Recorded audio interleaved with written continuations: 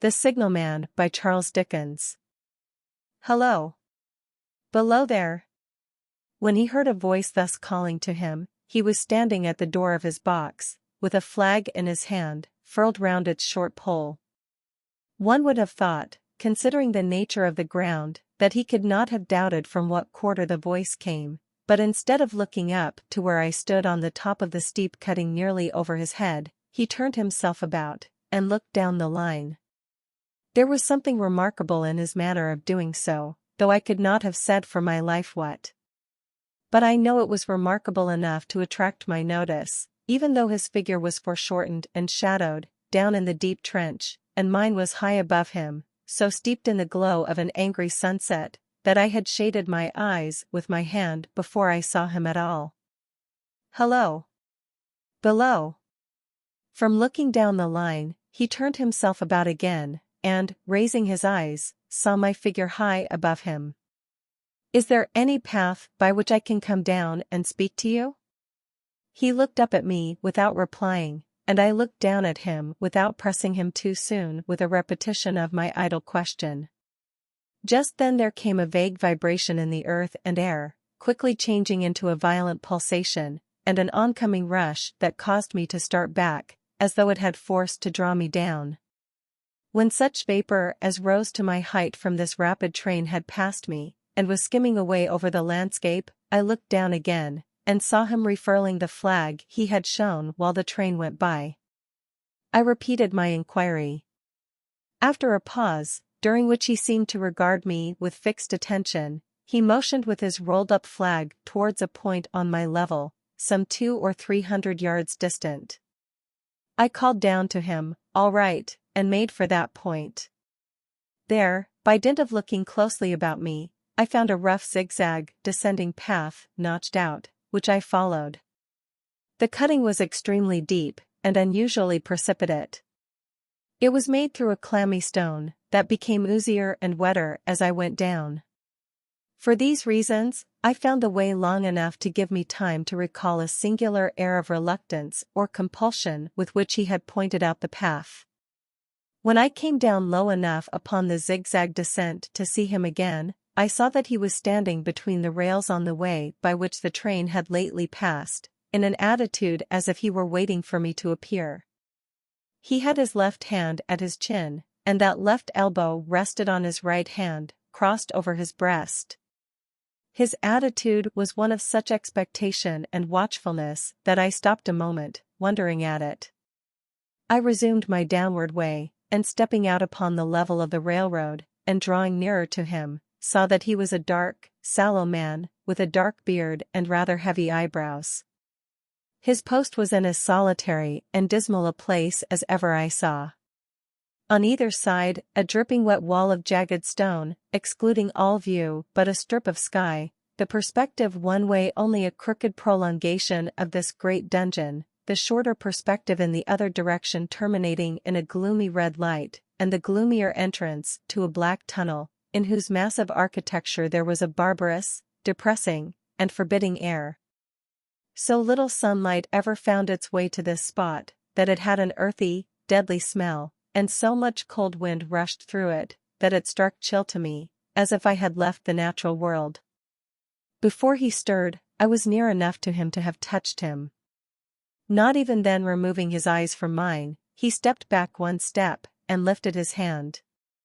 This was a lonesome post to occupy, I said, and it had riveted my attention when I looked down from up yonder. A visitor was a rarity, I should suppose, not an unwelcome rarity, I hoped? In me, he merely saw a man who had been shut up within narrow limits all his life, and who, being at last set free, had a newly awakened interest in these great works. To such purpose I spoke to him, but I am far from sure of the terms I used, for, besides that I am not happy in opening any conversation, there was something in the man that daunted me. He directed a most curious look towards the red light near the tunnel's mouth, and looked all about it, as if something were missing from it, and then looked at me. That light was part of his charge? Was it not? He answered in a low voice, "Don't you know it is?" The monstrous thought came into my mind, as I perused the fixed eyes and the saturnine face, that this was a spirit, not a man. I have speculated since, whether there may have been infection in his mind. In my turn, I stepped back. But in making the action, I detected in his eyes some latent fear of me. This put the monstrous thought to flight. "You look at me," I said, forcing a smile, "as if you had a dread of me." "I was doubtful," he returned, "whether I had seen you before." "Where?" He pointed to the red light he had looked at. "There?" I said. Intently watchful of me, he replied, but without sound, "Yes." "My good fellow, what should I do there?" "However, be that as it may, I never was there, you may swear." "I think I may," he rejoined. "Yes, I am sure I may." His manner cleared, like my own. He replied to my remarks with readiness, and in well-chosen words. Had he much to do there? Yes, that was to say, he had enough responsibility to bear, but exactness and watchfulness were what was required of him, and of actual work, manual labor, he had next to none. To change that signal, to trim those lights, and to turn this iron handle now and then, was all he had to do under that head. Regarding those many long and lonely hours of which I seemed to make so much, he could only say that the routine of his life had shaped itself into that form, and he had grown used to it. He had taught himself a language down here, if only to know it by sight, and to have formed his own crude ideas of its pronunciation, could be called learning it. He had also worked at fractions and decimals, and tried a little algebra, but he was, and had been as a boy, a poor hand at figures. Was it necessary for him when on duty always to remain in that channel of damp air, and could he never rise into the sunshine from between those high stone walls? Why, that depended upon times and circumstances. Under some conditions there would be less upon the line than under others, and the same held good as to certain hours of the day and night. In bright weather, he did choose occasions for getting a little above these lower shadows, but, being at all times liable to be called by his electric bell, and at such times listening for it with redoubled anxiety, the relief was less than I would suppose. He took me into his box, where there was a fire, a desk for an official book in which he had to make certain entries, a telegraphic instrument with its dial, face, and needles, and the little bell of which he had spoken. On my trusting that he would excuse the remark that he had been well educated, and, I hoped I might say without offense, perhaps educated above that station, he observed that instances of slight incongruity in such wise would rarely be found wanting among large bodies of men, that he had heard it was so in workhouses, in the police force, even in that last desperate resource, the army, and that he knew it was so, more or less, in any great railway staff. He had been, when young, if I could believe it, sitting in that hut, he scarcely could, a student of natural philosophy, and had attended lectures, but he had run wild, misused his opportunities, gone down, and never risen again. He had no complaint to offer about that. He had made his bed, and he lay upon it. It was far too late to make another. All that I have here condensed he said in a quiet manner, with his grave, dark regards divided between me and the fire. He threw in the word, sir, from time to time, and especially when he referred to his youth, as though to request me to understand that he claimed to be nothing but what I found him. He was several times interrupted by the little bell, and had to read off messages, and send replies. Once he had to stand without the door, and display a flag as a train passed, and make some verbal communication to the driver. In the discharge of his duties, I observed him to be remarkably exact and vigilant, breaking off his discourse at a syllable, and remaining silent until what he had to do was done. In a word, I should have set this man down as one of the safest of men to be employed in that capacity, but for the circumstance that while he was speaking to me he twice broke off with a fallen color, turned his face towards the little bell when it did not ring, opened the door of the hut, which was kept shut to exclude the unhealthy damp, and looked out towards the red light near the mouth of the tunnel. On both of those occasions, he came back to the fire with the inexplicable air upon him which I had remarked, without being able to define, when we were so far asunder. Said I, when I rose to leave him, "You almost make me think that I have met with a contented man." I am afraid I must acknowledge that I said it to lead him on. "I believe I used to be so," he rejoined, in the low voice in which he had first spoken, "but I am troubled, sir, I am troubled." He would have recalled the words if he could. He had said them, however, and I took them up quickly. "With what? What is your trouble?"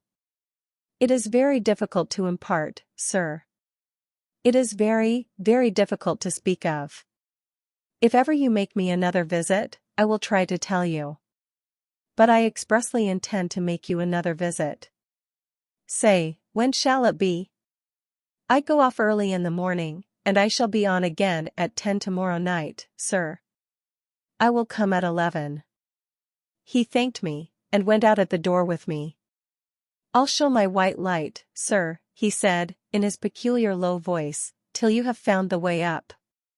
When you have found it, don't call out. And when you are at the top, don't call out." His manner seemed to make the place strike colder to me, but I said no more than, "Very well. And when you come down tomorrow night, don't call out. Let me ask you a parting question. What made you cry, 'Hello, below there,' tonight?" "Heaven knows," said I. "I cried something to that effect." "Not to that effect, sir." "Those were the very words." "I know them well." "Admit those were the very words." "I said them, no doubt, because I saw you below." "For no other reason?" "What other reason could I possibly have?"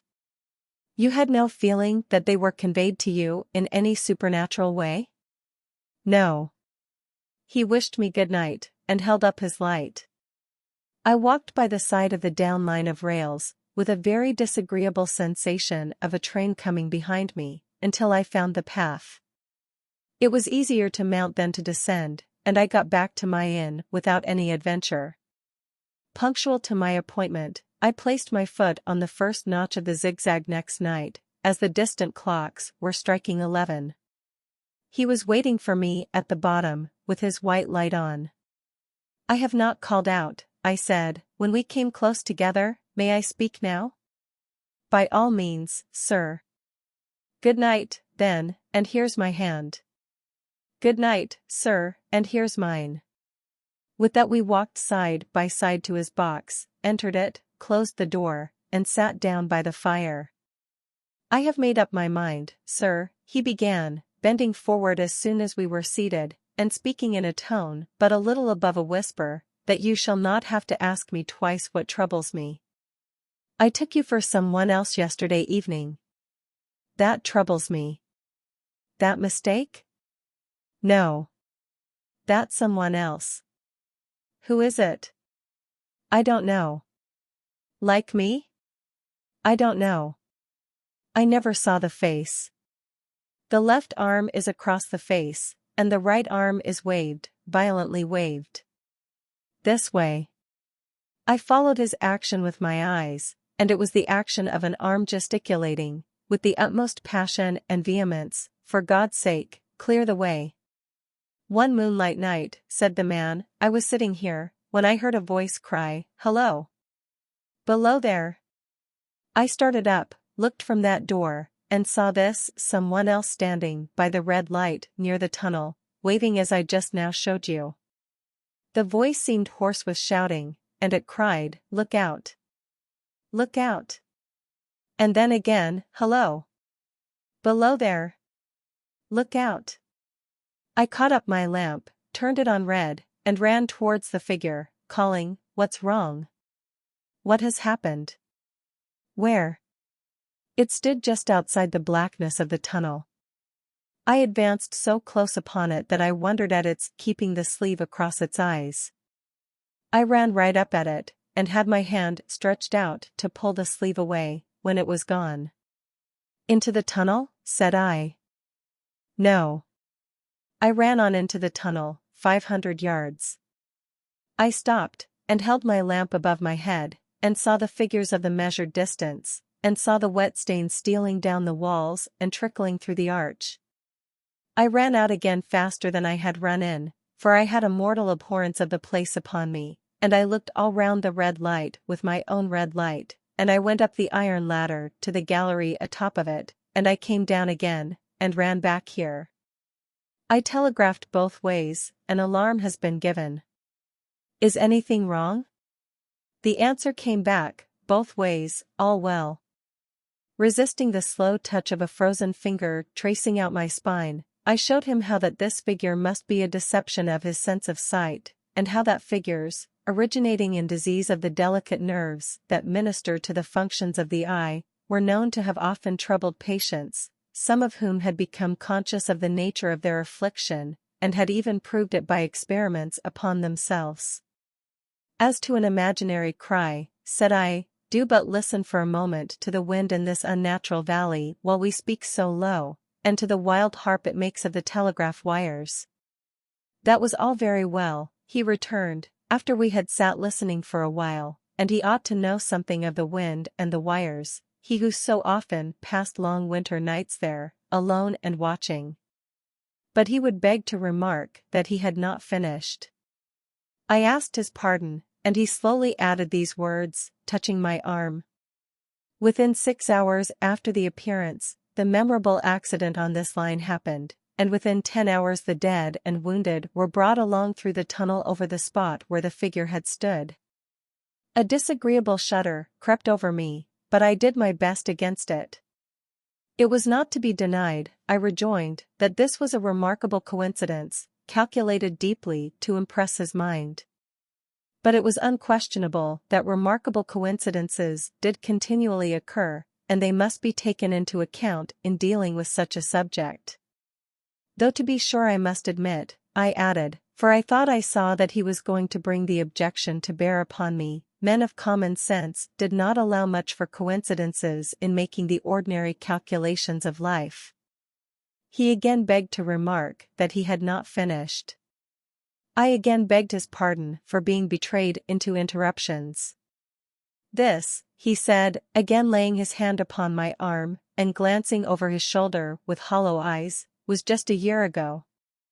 6 or 7 months passed, and I had recovered from the surprise and shock, when one morning, as the day was breaking, I, standing at the door, looked towards the red light, and saw the spectre again. He stopped, with a fixed look at me. Did it cry out? No. It was silent. Did it wave its arm? No. It leaned against the shaft of the light, with both hands before the face. Like this. Once more I followed his action with my eyes. It was an action of mourning. I have seen such an attitude in stone figures on tombs. Did you go up to it? I came in and sat down, partly to collect my thoughts, partly because it had turned me faint. When I went to the door again, daylight was above me, and the ghost was gone. But nothing followed? Nothing came of this? He touched me on the arm with his forefinger twice or thrice, giving a ghastly nod each time. That very day, as a train came out of the tunnel, I noticed, at a carriage window on my side, what looked like a confusion of hands and heads, and something waved. I saw it just in time to signal the driver, stop. He shut off, and put his brake on, but the train drifted past here 150 yards or more. I ran after it, and, as I went along, heard terrible screams and cries. A beautiful young lady had died instantaneously in one of the compartments, and was brought in here, and laid down on this floor between us. Involuntarily I pushed my chair back, as I looked from the boards at which he pointed to himself. True, sir. True. Precisely as it happened, so I tell it you. I could think of nothing to say, to any purpose, and my mouth was very dry. The wind and the wires took up the story with a long lamenting wail. he resumed. Now, sir, mark this, and judge how my mind is troubled. The spectre came back a week ago. Ever since, it has been there, now and again, by fits and starts. At the light? At the danger light. What does it seem to do? He repeated, if possible with increased passion and vehemence, that former gesticulation of, for God's sake, clear the way. Then he went on. I have no peace or rest for it. It calls to me, for many minutes together, in an agonized manner, below there. Look out! Look out! It stands waving to me. It rings my little bell. I caught at that. Did it ring your bell yesterday evening when I was here, and you went to the door? Twice. Why, see, said I, how your imagination misleads you. My eyes were on the bell, and my ears were open to the bell, and if I am a living man, it did not ring at those times. No, nor at any other time, except when it was rung in the natural course of physical things by the station communicating with you. He shook his head. I have never made a mistake as to that yet, sir. I have never confused the spectre's ring with the man's. The ghost's ring is a strange vibration in the bell that it derives from nothing else, and I have not asserted that the bell stirs to the eye. I don't wonder that you failed to hear it. But I heard it. And did the spectre seem to be there, when you looked out? It was there. Both times? He repeated firmly, both times. Will you come to the door with me, and look for it now? He bit his under lip as though he were somewhat unwilling, but arose. I opened the door, and stood on the step, while he stood in the doorway. There was the danger light. There was the dismal mouth of the tunnel. There were the high, wet stone walls of the cutting. There were the stars above them. Do you see it? I asked him, taking particular note of his face. His eyes were prominent and strained, but not very much more so, perhaps, than my own had been when I had directed them earnestly towards the same spot. No, he answered. It is not there. Agreed, said I. We went in again, shut the door, and resumed our seats. I was thinking how best to improve this advantage, if it might be called one, when he took up the conversation in such a matter-of-course way, so assuming that there could be no serious question of fact between us, that I felt myself placed in the weakest of positions. By this time you will fully understand, sir, he said, that what troubles me so dreadfully is the question, what does the spectre mean? I was not sure. I told him that I did fully understand. What is its warning against? He said, ruminating, with his eyes on the fire, and only by times turning them on me. What is the danger? Where is the danger? There is danger overhanging somewhere on the line. Some dreadful calamity will happen. It is not to be doubted this third time, after what has gone before. But surely this is a cruel haunting of me. What can I do? He pulled out his handkerchief, and wiped the drops from his heated forehead. If I telegraph danger, on either side of me, or on both, I can give no reason for it, he went on, wiping the palms of his hands. I should get into trouble, and do no good. They would think I was mad. This is the way it would work, message, danger. Take care. Answer, what danger? Where? Message, don't know. But, for God's sake, take care. They would displace me. What else could they do? His pain of mind was most pitiable to see. It was the mental torture of a conscientious man, oppressed beyond endurance by an unintelligible responsibility involving life. When it first stood under the danger light, he went on, putting his dark hair back from his head, and drawing his hands outward across and across his temples in an extremity of feverish distress, why not tell me where that accident was to happen, if it must happen? Why not tell me how it could be averted, if it could have been averted? When on its second coming it hid its face, why not tell me, instead, she is going to die? Let them keep her at home? If it came, on those 2 occasions, only to show me that its warnings were true, and so to prepare me for the third, why not warn me plainly now? And I, Lord help me, a mere poor signalman on this solitary station. Why not go to somebody with credit to be believed, and power to act? When I saw him in this state, I saw that for the poor man's sake, as well as for the public safety, what I had to do for the time was to compose his mind. Therefore, setting aside all question of reality or unreality between us, I represented to him that whoever thoroughly discharged his duty must do well, and that at least it was his comfort that he understood his duty, though he did not understand these confounding appearances. In this effort I succeeded far better than in the attempt to reason him out of his conviction. He became calm, the occupations incidental to his post as the night advanced began to make larger demands on his attention, and I left him at 2 in the morning. I had offered to stay through the night, but he would not hear of it. That I more than once looked back at the red light as I ascended the pathway, that I did not like the red light, and that I should have slept but poorly if my bed had been under it, I see no reason to conceal. Nor did I like the 2 sequences of the accident and the dead girl. I see no reason to conceal that either. But what ran most in my thoughts was the consideration, how ought I to act, having become the recipient of this disclosure? I had proved the man to be intelligent, vigilant, painstaking, and exact, but how long might he remain so, in his state of mind? Though in a subordinate position, still he held a most important trust, and would I, for instance, like to stake my own life on the chances of his continuing to execute it with precision?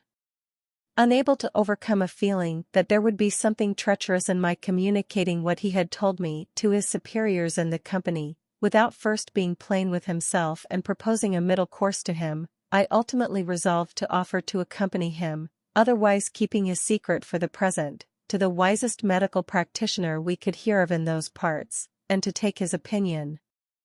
A change in his time of duty would come round next night, he had apprised me, and he would be off an hour or 2 after sunrise, and on again soon after sunset. I had appointed to return accordingly.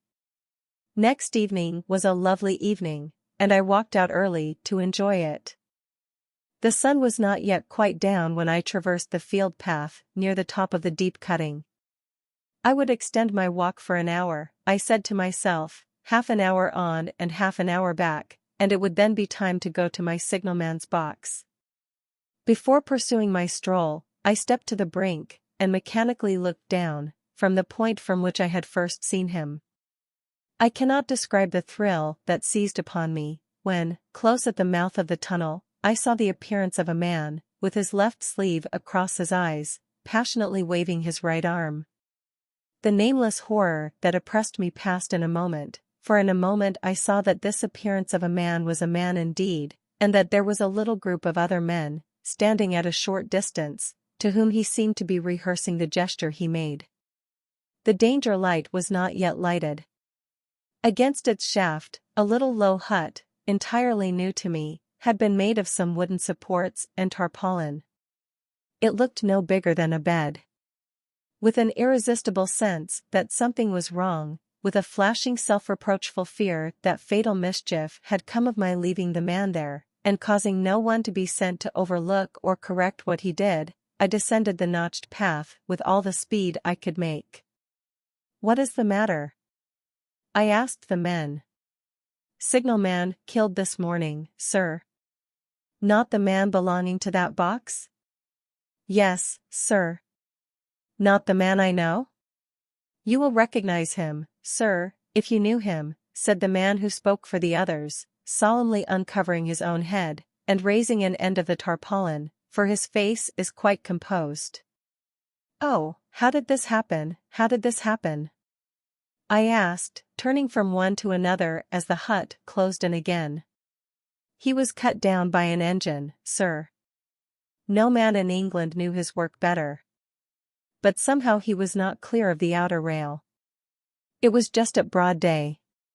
He had struck the light, and had the lamp in his hand. As the engine came out of the tunnel, his back was towards her, and she cut him down. That man drove her, and was showing how it happened. Show the gentleman, Tom. The man, who wore a rough dark dress, stepped back to his former place at the mouth of the tunnel. Coming round the curve in the tunnel, sir, he said, I saw him at the end, like as if I saw him down a perspective glass. There was no time to check speed, and I knew him to be very careful. As he didn't seem to take heed of the whistle, I shut it off when we were running down upon him, and called to him as loud as I could call. What did you say? I said, below there. Look out. Look out. For God's sake, clear the way. I started. Ah. It was a dreadful time, sir. I never left off calling to him. I put this arm before my eyes not to see, and I waved this arm to the last, but it was no use. Without prolonging the narrative to dwell on any one of its curious circumstances more than on any other, I may, in closing it, point out the coincidence that the warning of the engine driver included, not only the words which the unfortunate signalman had repeated to me as haunting him, but also the words which I myself, not he, had attached, and that only in my own mind, to the gesticulation he had imitated,